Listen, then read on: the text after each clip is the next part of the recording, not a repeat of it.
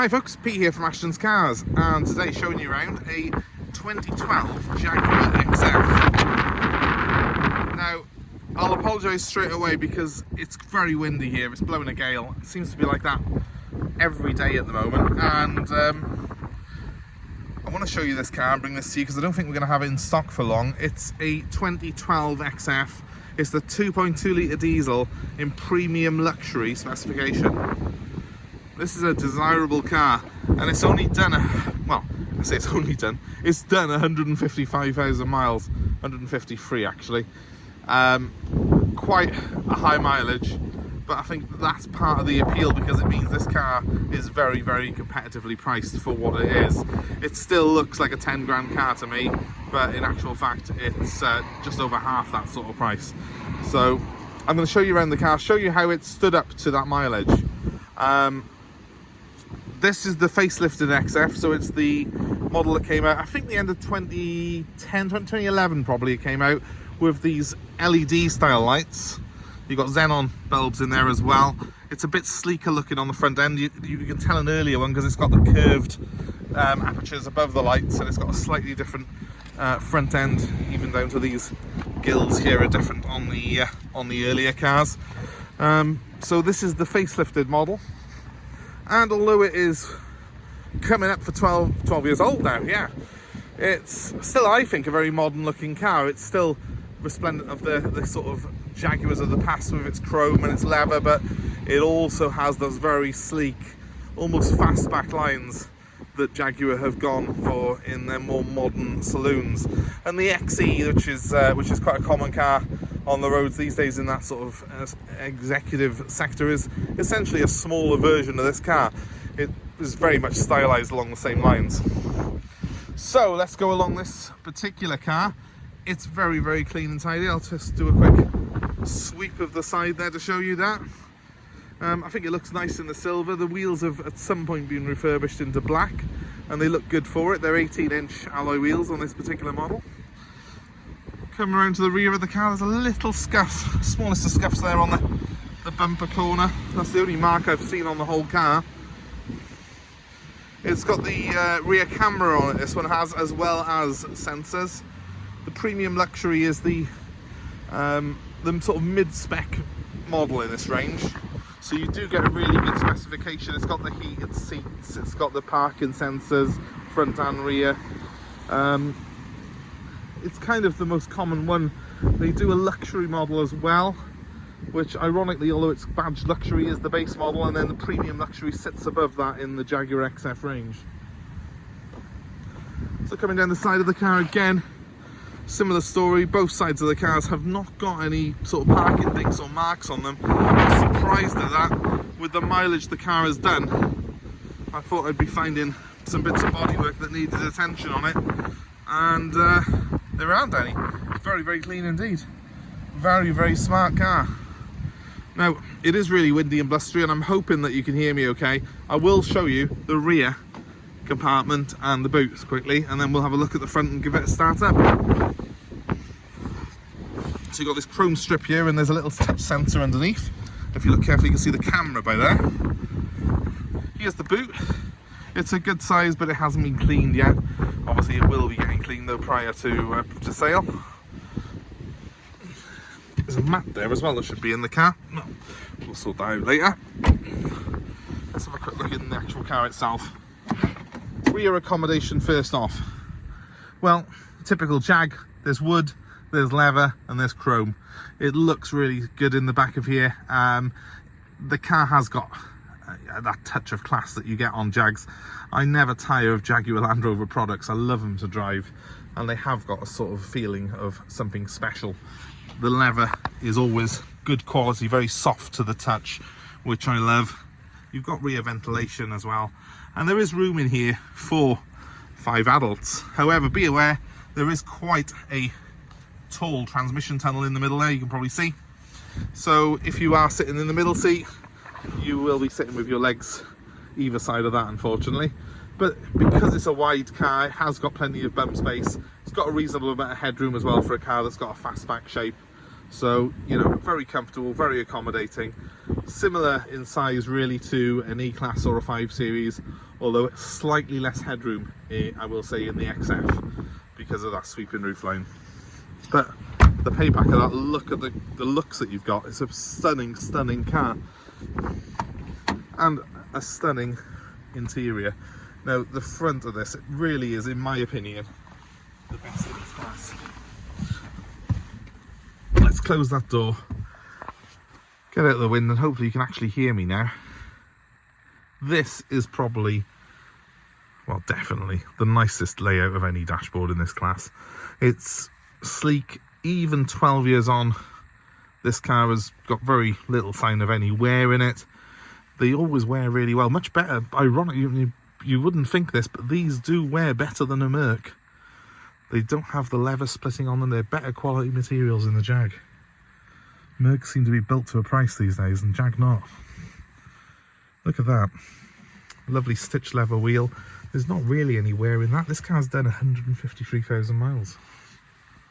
And I love that when you start this car up, you press this start button here, and then you get the theatre of that gear shift rising out there, and those vents turning around in the dashboard. I never tire of that. It just feels special.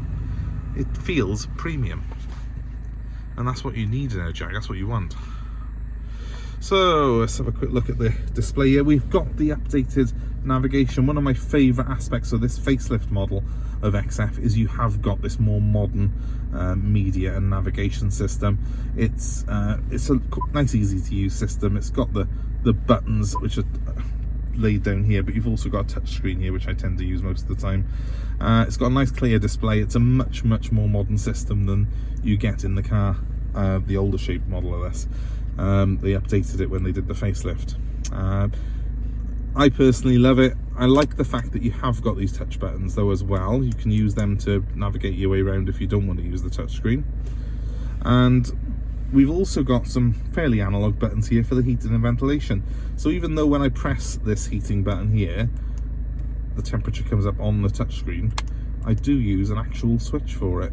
And I've also got a little turdy dial for the blowers, which means they're easy to use when I'm driving along. I don't have to go looking at a screen to find them.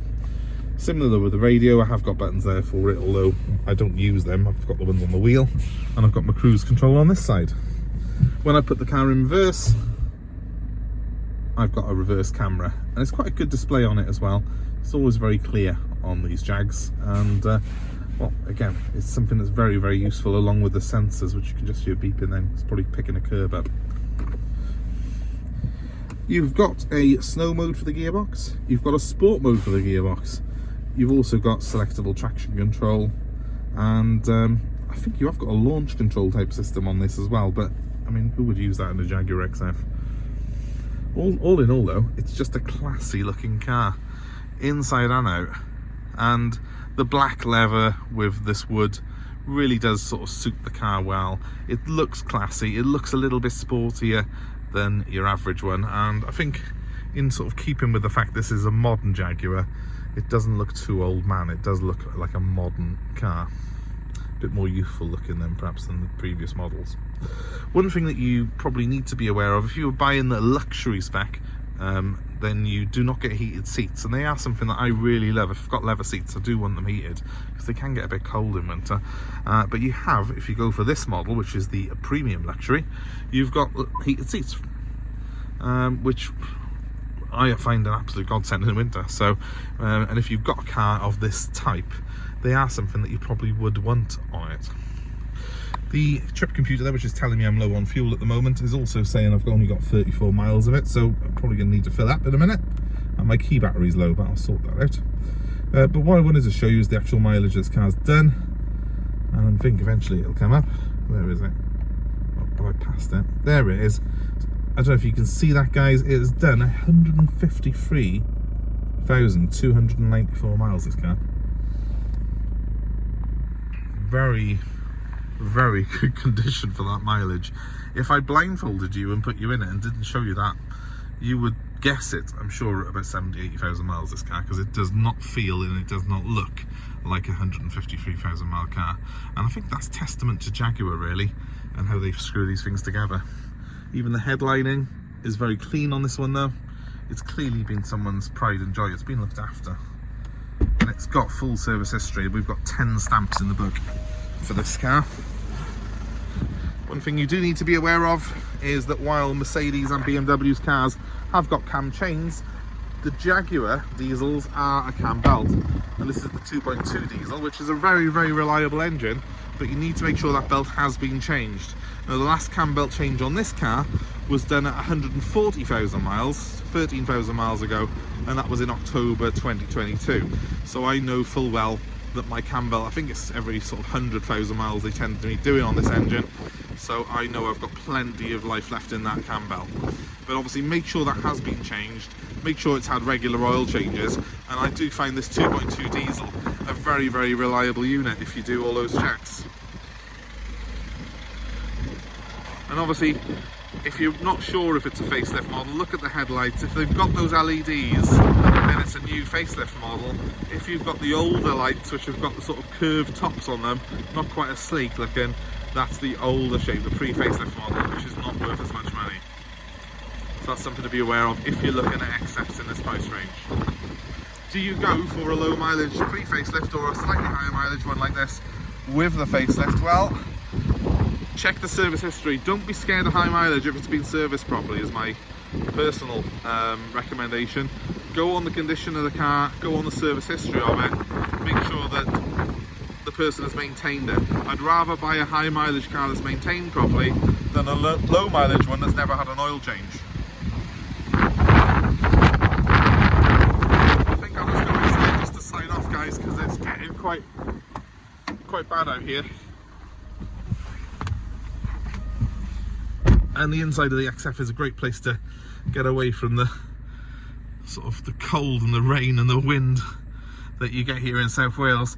This is a cracking car, and if you're interested in it, give me a call. My number's 07932 873 646. The Jaguar is available for nationwide delivery. It's going to be on our website soon, and we're happy to arrange part exchange. We're happy to deliver this car to wherever you are in the UK. So let us know where you are, what you got, and we'll sort something out for you. And well, thanks for watching, guys. Call me on 07932 873 646. Let me know what we can do for you, how we can help, and give us a like, give us a share, subscribe to our channel. You'll have more car buying advice and more cars like this beautiful Jaguar that we have available for sale. But for now, it's goodbye from me, and I'm gonna brave the storm and get back home in my Jag. Have a great day wherever you are. Bye for now.